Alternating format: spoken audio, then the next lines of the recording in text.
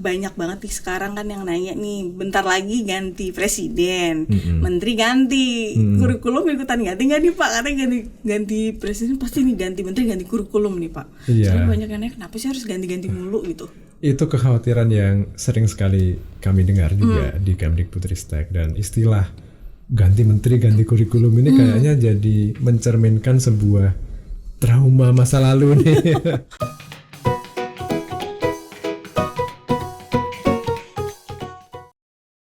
Halo, selamat datang di Ruang BK. Nah, masuk tahun ajaran baru, banyak banget nih yang nanyain kira-kira ganti menteri nanti ganti kurikulum nggak ya? Hari ini Kompas.com dan Ruang BK sudah menghadirkan narasumber langsung nih dari Kemendikbud, Pak Anindito Aditomo atau biasa akrab dipanggil Pak Nino. Halo Pak Nino, selamat pagi. Halo, selamat pagi Pak Mbak Yunda. Nino ini adalah Kepala Badan Standar Kurikulum dan Asesmen Pendidikan ya Pak. Betul. Yang ngomongin tentang kurikulum, asesmen, Sesuai ujian namanya. nasional kayak gitu-gitu ya. Ujian nasional, kurikulum merdeka, Kurikulum merdeka tuh. seleksi masuk perguruan tinggi. Wah, itu tuh menarik tuh. Kayak nih Pak, banyak banget nih sekarang kan yang nanya nih, bentar lagi ganti presiden, menteri ganti, kurikulum ikutan ganti nggak nih Pak? Katanya ganti presiden pasti nih ganti menteri, ganti kurikulum nih Pak. Iya. Soalnya banyak yang nanya kenapa sih harus ganti-ganti mulu gitu. Itu kekhawatiran yang sering sekali kami dengar juga di Kemdikbudristek, dan istilah ganti menteri, ganti kurikulum ini kayaknya jadi mencerminkan sebuah trauma masa lalu nih. Memang dulu sempat kita ganti kurikulum itu terlalu cepat ya. Dan kita sepakat sekali bahwa kebijakan pendidikan, terutama terkait dengan kurikulum di tingkat nasional, itu seharusnya nggak politis. Nggak politis, Nggak berarti sebenarnya politis. nggak ada hubungannya tuh yang ganti. Harusnya tidak ganti setiap kali ada bergantian Mengganti. rezim politik gitu ya. Tapi diganti ketika memang sudah saatnya diganti, dan itu harus berdasarkan kajian yang komprehensif, harus berdasarkan pemikiran yang matang, dan tahapan-tahapannya ditata betul supaya tidak terlalu disruptif di lapangan. Nah, itu yang kita lakukan di kurikulum merdeka ini. Kurikulum merdeka ya. K13 itu berarti dari udah lama ya, udah cukup lama ya Pak? K13 sampai 2024 kan, 2024 baru kurikulum merdeka kita tetapkan secara nasional. Tapi kita mengembangkan dan mengevaluasinya sejak tahun 2020. Jadi kita nggak langsung mengganti kurikulum 2013, tapi kita evaluasi dulu kurikulum 2013 seperti apa.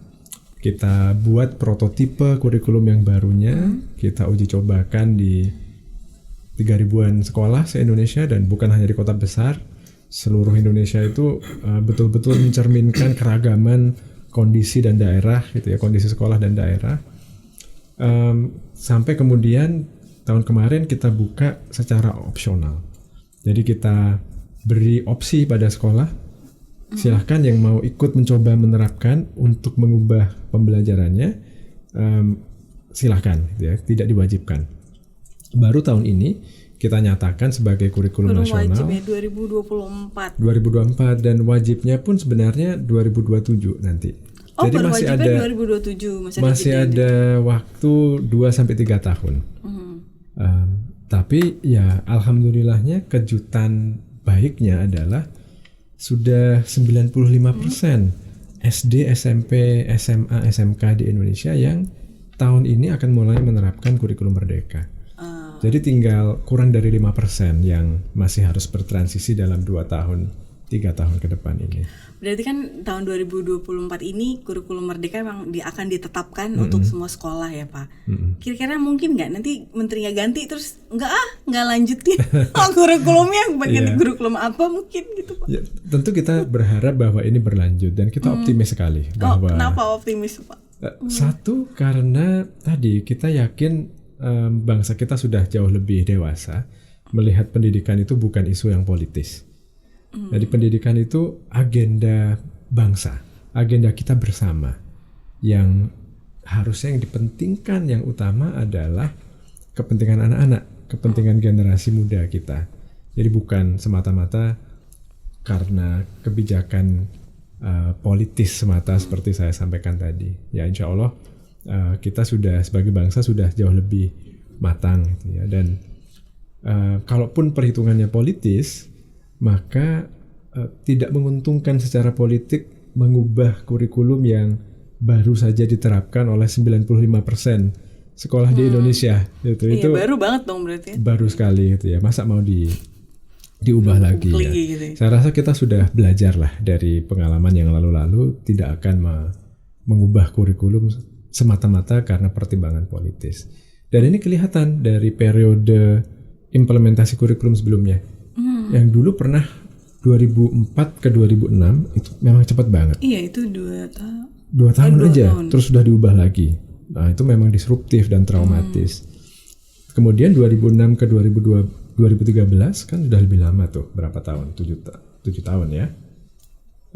Kemudian 2013 ke 2024 11 tahun. Itu udah 11 tahun. Jadi lebih lama lagi. Nanti harapannya kurikulum Merdeka bisa lebih lama lagi karena kurikulum Merdeka itu dirancang sebagai kerangka yang fleksibel.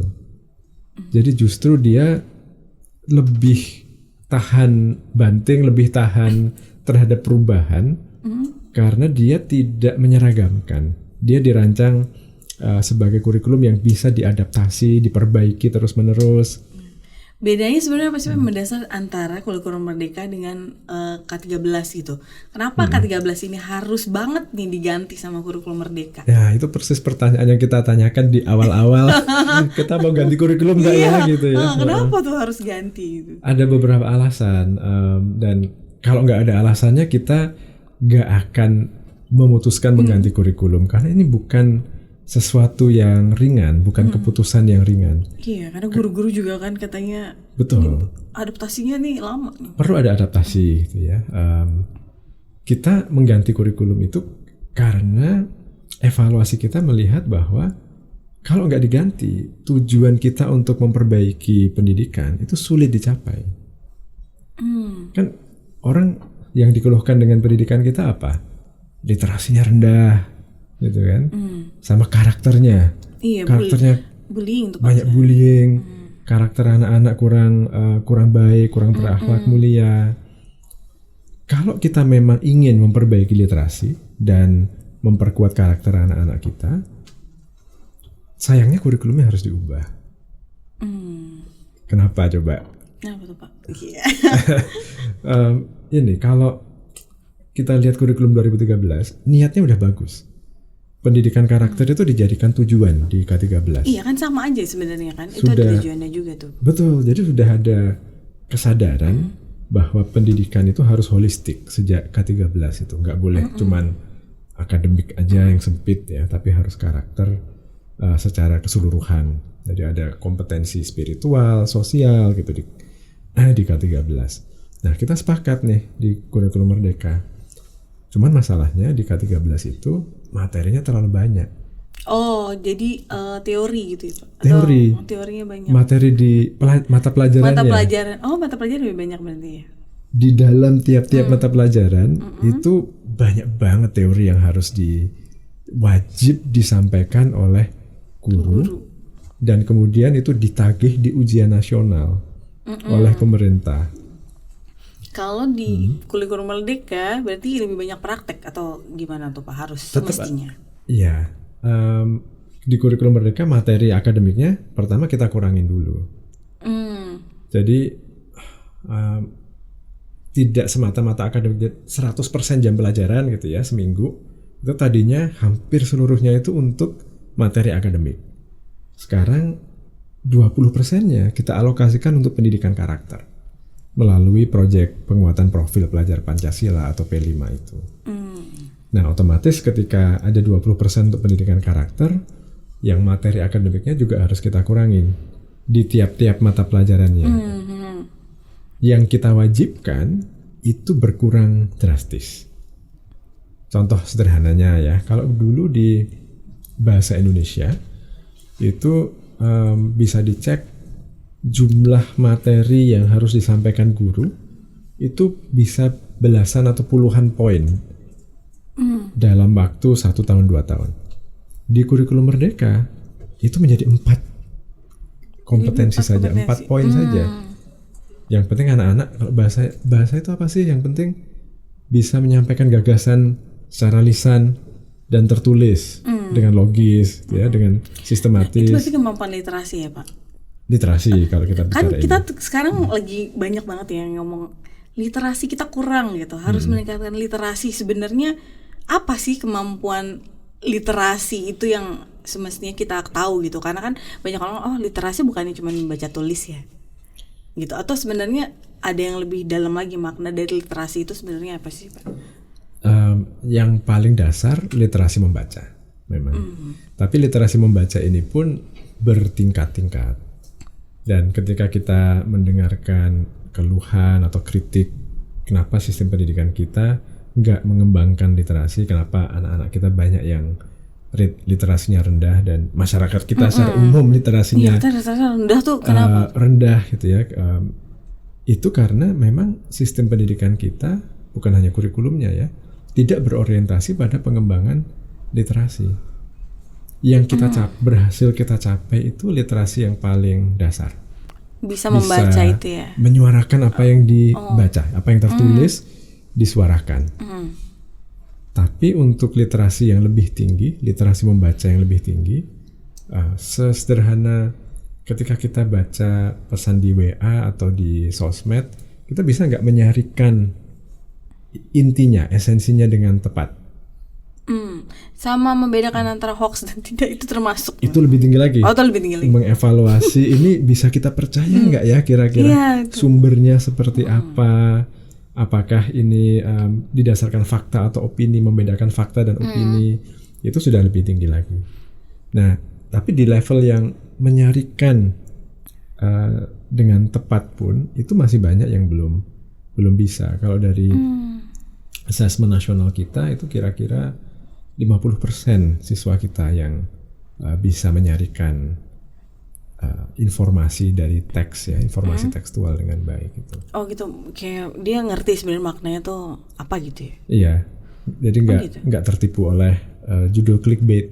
Oh aja, iya, misalnya ada judul, ada kalimat inti dari kalimat. Ada judul, ada paragraf, berita iya, gitu benar. Jadi nggak semata-mata ngelihat judulnya terus percaya bahwa itu intinya. Gitu. Oh gitu. Karena judul ya harus diakui sekarang media kan seringkali bikin judul yang clickbait ya. Iya, apalagi sosmed gitu kan. Kita semua orang juga bisa bikin judulnya viral gitu, yang penting viral. Nah, balik ke karakteristik kurikulum ya. Oh iya. Tadi kan tanya apa bedanya gitu. Materinya kita kurangi supaya satu ada waktu untuk pendidikan karakter, tapi yang kedua juga supaya guru itu bisa membelajarkan dengan lebih mendalam. Iya, jadi untuk mengembangkan literasi yang lebih tinggi tadi ini. Berarti memang harus banyak prakteknya kalau kayak gitu dong ya. Harus banyak praktek, nggak bisa ceramah aja. Kalau K13 guru kita setuju bahwa guru paling penting, faktor yang paling penting untuk meningkatkan kualitas. Tapi ketika kita bilang bahwa gak usah diubah kurikulumnya deh, ini kan literasi kita rendah bukan karena kurikulumnya, itu sebenarnya kita sedang menyalahkan guru kan? Jadi gara-gara siapa nih literasinya rendah? Oh, karena gurunya. Bukan kurikulumnya, gak usah diubah kurikulumnya karena gurunya. Padahal guru kan tidak bekerja dalam ruang hampa.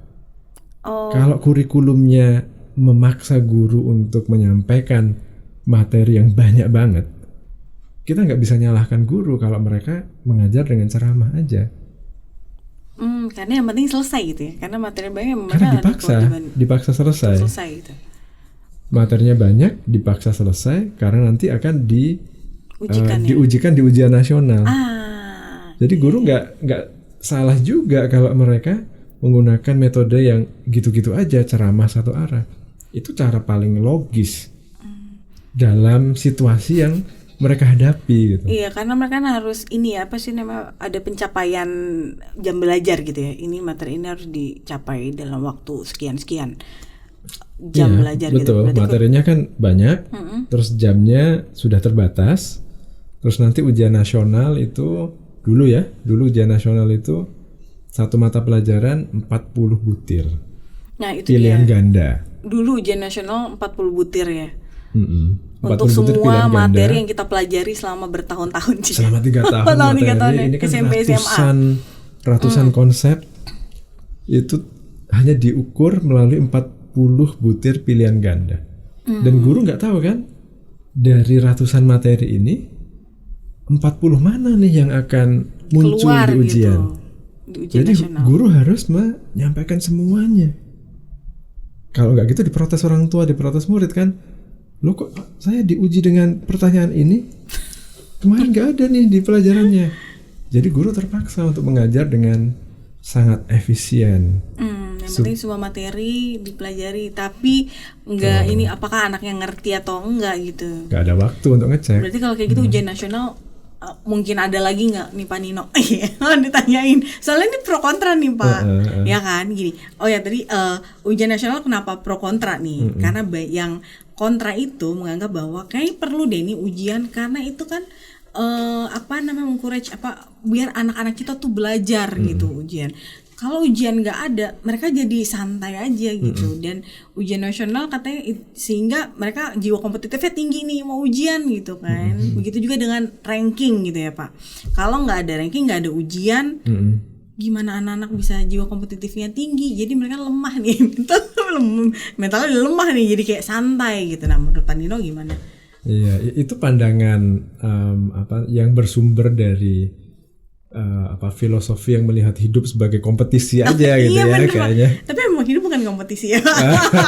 Hidup lebih dari sekedar kompetisi. Hidup kan? tuh lebih dari sekedar kompetisi gitu. Dan kalau bicara soal kedudukan ujian dalam proses belajar, sebenarnya tidak ada ujian nasional pun bukan berarti tidak ada ujian kan di sekolah. Sekolah tetap mengadakan ujian gitu, ujian sekolah ya namanya. Ujian sekolah di akhir masa sekolah. Tapi kan setiap tugas itu ada ujiannya kan, ada assessmentnya. Dan murid tetap dinilai. Mereka ada benchmark, ada standar yang harus dicapai untuk menyelesaikan sebuah tugas, untuk menyelesaikan sebuah bab di pembelajaran. Itu tetap ada penilaiannya oleh guru. Jadi ada target-target yang bisa digunakan oleh guru untuk mendorong murid belajar. Nah, tapi yang lebih mendasar lagi adalah kalau kita mengandalkan ujian nasional sebagai cara untuk menggembleng murid, biar rajin belajar, biar dia harus belajar. Biar niat belajar, biar rajin belajar, itu seolah-olah kita membayangkan ujian di kehidupan nyata itu bentuknya adalah pilihan ganda gitu. Oh iya kan hidup penuh ujian nih Pak. Hidup penuh ujian. Ujian nasional salah satunya gitu. Iya. Kenapa harus dihilangkan? Tapi dalam kehidupan nyata apakah ujian-ujian yang kita hadapi itu bentuknya pilihan ganda itu 40 soal 40 pilihan soal ganda pilihan ganda ujian gak kayak gitu ujian hidup. yang harus kita kerjakan sendirian dalam waktu 2 jam. Ada nggak ujian dalam hidup yang kayak gitu? Enggak ya. Kebanyakan dalam situasi dalam kehidupan mengharuskan kita untuk bekerja sama dengan orang lain untuk mencapai tujuannya kan. Untuk mencapai tujuannya. Ini bikin podcast seperti ini. Oh iya benar, nggak mungkin sendiri. Ini ya. di balik Mbak Yunda ini ada banyak ada orang banyak nih. Timnya Mbak Yunda ada banyak iya, banget. ada banyak kan? banget benar. Nanti belum yang editing. Iya. Ini produk satu karya aja melibatkan banyak orang. Kerjasamanya mulai dari perencanaan sampai nanti editing dan publikasinya. Oh itu menarik karena kan yang sekarang lagi diomongin adalah gimana anak berkompetisi dulu atau kolaborasi gitu ya Pak. Sebenarnya ini emang nggak bisa pilihan dong. Itu bukan sesuatu yang harus dipilih. Emang semuanya ya kompetisi memang harus, tapi Betul. kolaborasi juga penting gitu. Betul. Kalau sistem pendidikan kita hanya menekankan pada kompetisi, itu merugikan sekali bagi anak-anak kita. Iya Pak, karena iya sih benar. Karena jadi kayak ya udah sendiri kan mau ujian belajar sendiri, ngekip ini ilmunya sendiri gitu. Betul. Iya, padahal ya itu tadi dalam kehidupan nggak seperti itu kan. Semua pekerjaan kita, semua karya yang kita hasilkan, hampir semua lah, itu adalah produk kolaborasi. Nah itu benarnya gini Pak. Selain yang tadi ya jiwa kompetitif nih, sama kayak meningkatkan mental, anak akan siap mental karena dia akan menghadapi ujian. Nah gimana kan mentalnya kalau nggak ditempa, ya lemah lah dia gitu, sedangkan hidup itu tidak seindah masa sekolah misalnya. Gimana tuh Pak Nino untuk mental? Setuju. Anak-anak perlu kita tempa mentalnya untuk resilient ya, untuk mencapai, mengalahkan sebuah tantangan. Betul sekali. Tapi apakah caranya dengan ujian nasional, dengan sebuah ujian yang dilakukan oleh pemerintah setiap 3 tahun sekali dengan 40 soal pilihan ganda. Mental anak ditentukan pemerintah ya. Mental anak ditentukan pemerintah gitu kan. Dan itu tadi ujian nasional itu tidak mencerminkan tantangan-tantangan yang ada di dunia. Oh, tantangan yang ada di dunia nyata gitu ya. Betul. Yang kita inginkan adalah anak-anak ditantang, tapi dengan tantangan-tantangan yang jauh lebih otentik. Nah, kayak apa tuh Pak? Di Kurikulum Merdeka tuh kayak apa? Banyak banget dan sebenarnya sudah sebelum Kurikulum Merdeka juga sudah seperti ini. Sudah. Cuman masalahnya tadi terlalu banyak materi tadi. Teorinya terlalu banyak di kurikulum sebelumnya. Teorinya terlalu banyak sehingga guru ini praktek menerapkan yang pembelajaran otentik, assessment otentik ini kekurangan waktu. Jadi niatnya konsepnya udah lama gitu ya. Cuman sekarang kita beri ruang yang lebih besar di Kurikulum Merdeka. Dan contohnya apa yang sederhana ya? Presentasi misalnya. Sesederhana misalnya saya kemarin kebetulan dari sebuah SMP favorit gitu ya, di sebuah kota di Pulau Jawa gitu. Mereka menghadapi tantangan berupa setelah zaman zonasi dan afirmasi PPDB yang baru itu komposisi muridnya jauh lebih beragam. Jauh lebih beragam. Nah, di Kurikulum Merdeka mereka menemukan salah satu solusinya. Karena ada banyak kegiatan yang bisa melibatkan anak dengan berbagai bakat minat dan latar belakang. Ya, contohnya ya project-project seperti yang saya temui kemarin di SMP ini. Misalnya mereka bikin project bagaimana kita bersikap, bertindak secara lebih etis dan bermoral di dunia maya. Iya. Karena cyberbullying udah banyak tuh Pak sekarang. Karena gampang banget bikin fake account gitu ya. Betul. Komen apapun gitu pakai jempol itu lebih gampang. Nah, itu pasti ada assessmentnya juga kan. Jadi guru membuat rubrik, guru membuat standar-standarnya, karya terkait dengan cyberbullying, karya terkait dengan perilaku etis di dunia maya yang dapat nilai A itu kriterianya seperti ini, dapat nilai B seperti ini. Kalau kurang dari itu C seperti ini. Itu juga memberikan tantangan pada murid dan tantangan yang jauh lebih otentik dan jauh lebih bermakna. Sesuai dengan emang kehidupan sehari-hari. Sesuai dengan bisa diterapin gitu ya. Relevan kan untuk kehidupan sehari-hari sekarang.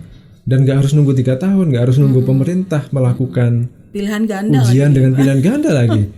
Udah apa yang harus dilakukan kalau A, B, C gitu. Seolah-olah dalam kehidupan hanya ada satu jawaban yang benar ya. Iya benar. Kan nggak seperti benar, itu. Salah. Dan harus nunggu 3 tahun lagi kan. Seharusnya enggak. Jadi tantangan itu harus diberikan lebih sering justru. Tapi secara otentik. Ya, dan Kurikulum Merdeka mendorong guru melakukan itu, memudahkan guru karena memberikan waktu dan ruang untuk itu. Nah, sama ini Pak satu yang di banyak tanyakan tentang tidak adanya ujian nasional adalah tidak ada standarisasi ini Pak. Maksudnya katanya iya kemampuan harus ada standarnya dong. Kalau nggak ada standarnya gimana kita bisa mengukur anak ini sudah mencapai kemampuan tertentu gitu. Sebenarnya standar itu penting atau nggak bisa kita standarkan sebenarnya? Standar itu penting. Standar penting berarti kan? Standar itu penting dari perspektif manajemen. Jadi kita perlu mengelola satu sistem yang besar sekali kan, sehingga perlu acuan bersama. Indonesia ini besar sekali. Pendidikan itu dikelola oleh Pemda, bukan oleh pemerintah pusat. Kita hanya menetapkan norma-norma, standarnya, kebijakan kurikulum itu. Tapi yang menyelenggarakan pendidikan itu Pemda, yang punya sekolah, punya guru itu bukan kami di Kemdikbud. Oh, jadi itu Pemda ya? Itu Pemda. Oh ya, mungkin banyak yang belum tahu nih sebenarnya Pak. Tahu ya Kemdikbud mulu nih gimana guru-guru. Oh gitu. Makanya Kemdikbud itu bukan ngelola 20% anggaran pendidikan. Kita cuma ngelola nggak sampai 3% dari APBN. Oh, sebagian besar anggaran pendidikan itu ditransfer ke Pemda. Oh, berarti Pemda sebenarnya yang Betul. Nah, konteksnya tadi kan standar, perlu enggaknya? Perlu, karena pengelolanya nih banyak banget nih. Ada 514 kota kabupaten, ada 38 provinsi, ada 400.000 satuan pendidikan di Indonesia yang tentu kita perlu menggerakkan ke arah yang sama gitu ya. Perlu punya acuan bersama dan itu fungsi dari standar. Tapi untuk murid, yang lebih penting bagi murid adalah memastikan mereka punya kesempatan belajar yang membuat mereka bisa tumbuh dan berkembang. Jadi starting point tiap murid kan beda-beda ya. Iya benar Pak, kemampuan di tiap daerah pun beda kayaknya. Tiap daerah kan beda-beda juga gitu. Kalau kita mau mereduksi anak menjadi satu nilai saja melalui ujian nasional yang mencerminkan standar tadi, ini justru merusak untuk anak-anak karena kita mereduksi proses belajar yang sedemikian kaya dan keragaman titik start, titik awal, bakat minat anak-anak menjadi satu angka saja yang itu sebenarnya nggak adil kalau itu dianggap mencerminkan standar yang dicapai oleh atau tidak dicapai oleh masing-masing anak. Nah, jadi gimana tuh Pak cara untuk kalau secara akademis gitu karakter untuk memastikan nih setiap daerah punya bisa mencapai kompetensi yang diharapkan gitu. Kayak apa tuh jadinya? Pertanyaan penting banget. Tahu nggak bahwa selama ini pemerintah daerah dan pemerintah pusat itu tidak pernah diukur capaian kualitasnya loh. Itu. Jadi literasi, numerasi, karakter anak-anak, kualitas pembelajaran di sekolah itu bukan indikator kinerjanya Pemda atau pemerintah pusat. Sama ini ya, berarti yang udah kejadian tuh berarti Sebelum- dari nilai-nilai sebelum kurikulum merdeka, raport pendidikan itu Merdeka ya. Belajar, betul. Kalau raport Rapor pendidikan berarti pendidikan. udah mulai itu. Udah mulai. Dihitung ya. Udah mulai. Jadi mulai dengan era sekarang yang kita tagih dari Pemda, dari pemerintah pusat juga adalah seberapa banyak murid yang mencapai kompetensi literasinya minimum, yang numerasinya cukup bagus, yang karakternya cukup bagus, yang sekolahnya bullyingnya minim, yang diskriminasinya minim, yang lingkungan belajarnya itu menantang dan menyenangkan. Itu yang kita ukur dari dengan asesmen nasional dan kita pakai sebagai alat untuk mengukur kinerja Pemda dan pemerintah pusat juga. Jadi dulu itu bahkan kualitas pembelajaran, literasi, numerasi, karakter itu bukan tujuan. Makanya nggak heran kalau sistem pendidikan kita tidak mementingkan itu. Tujuannya adalah nilai ujian dulu berarti ya. Kalau sekarang Dulu ya nilai ujian itu untuk muridnya. iya untuk muridnya. Itu untuk benar. muridnya. Murid aja yang di ini. Murid ya. aja yang kita tagih Iya, nilai ditagih nilai. nilai Benar, ujiannya. Pak. Pokoknya harus bagus aja nilai gitu ya. Bener, pemerintah nggak pernah ditagih seberapa bagus pembelajaran muridnya. Iya benar. Sekarang kita ubah. Dulu yang ditagih itu bukan itunya, tapi kayak seberapa banyak murid yang ada di sekolah. Jadi angka partisipasi. Angka kuantitatif berarti banyaknya dong ya. Iya ada nilai. Dan yang dihitung bukan kualitas pembelajarannya, bukan tapi kualitas. apakah mereka ada di sekolah apa enggak. Yang penting ada muridnya berapa tapi tidak Betul. di sekolah atau enggak gitu ya. Betul, jadi partisipasi. Partisipasi itu adalah apakah anak itu punya akses ke sekolah. Tapi setelah bisa bersekolah, apakah anak belajar dengan baik atau tidak, itu nggak jadi ukuran kinerja dulu. Nah ini sekarang kita ubah. Ukuran kinerjanya bukan hanya akses, tapi setelah mengakses persekolahan, Apa yang dipelajari dipelajari. di sekolah itu. Nah ini menarik dari raport pendidikan itu setelah diterapkan nih ya Pak. Sekolah-sekolah sudah menerapkan kurikulum merdeka. Apakah ada peningkatan dari segi literasi ya, numerasi dan karakter sama termasuk bullying itu menurun atau seperti apa angkanya Pak? Kita yang udah kita cek untuk literasi dan numerasinya. Kita dalam proses untuk ngecek yang lain-lainnya ya. Tapi untuk literasi dan numerasi kelihatan sekali sekolah yang sudah menerapkan kurikulum merdeka, itu peningkatan literasi dan numerasinya jauh lebih tinggi dibandingkan anak-anak yang ada di sekolah yang masih menggunakan K13. Jadi kan kita sejak 2022 sekolah punya pilihan kan, tetap K13 atau menerapkan kurikulum merdeka.